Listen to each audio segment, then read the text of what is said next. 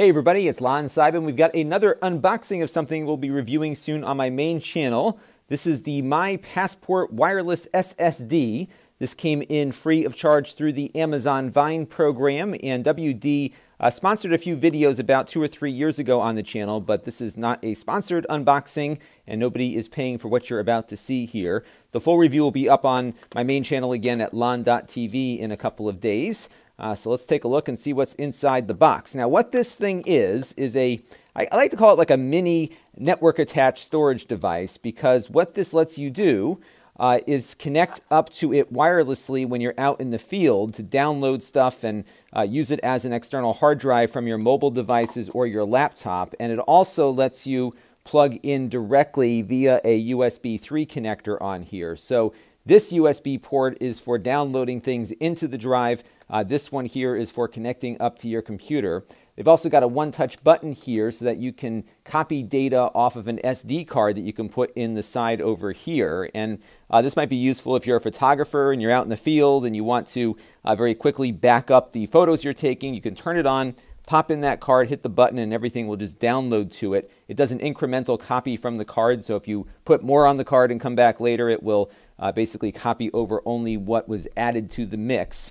And we'll test that and see how fast that can operate when we do the full review. Now, we did look at one of these a while back, and the other one we looked at was running with a spinning hard drive. This one's a little more rugged because it's got a solid-state drive inside. So we'll take a look at the speed that it can operate at as well when it's plugged in via USB. It's got a nice rubber bumper on here, but it's just kind of a sleeve that goes over it, so you could choose not to have it on there. I don't believe this is waterproof, so you'll probably want to keep it out of the water, but I do think it'll survive falls better than their spinning drive version will. So that is the hardware there. I think that's it for the ports on it. And again, we'll take a look at that. There's also a Plex server that runs on here too. So you can have a little portable Plex server you can take with you, but it's not going to do transcoding all that well. Also in the box is a USB cable for plugging it into your computer.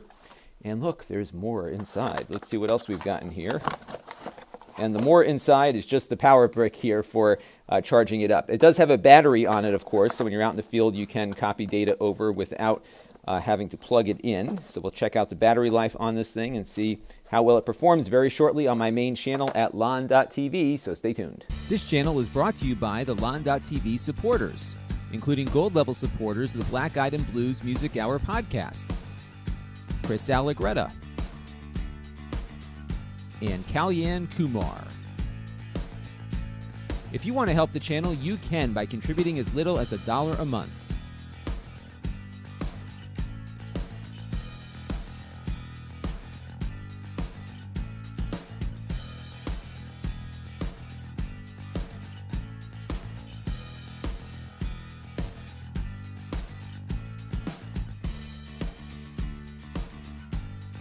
Head over to lon.tv/support to learn more.